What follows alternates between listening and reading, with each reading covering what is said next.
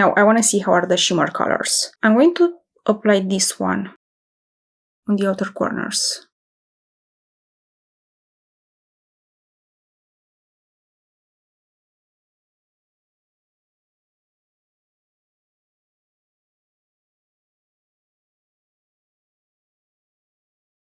Okay, this is very pretty.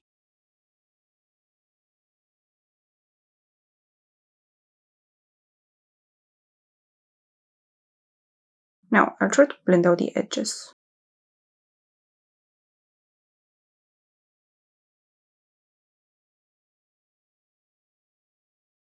This color from here looks kind of boring, but I want to see how it is, so I'm going to apply it like in this area.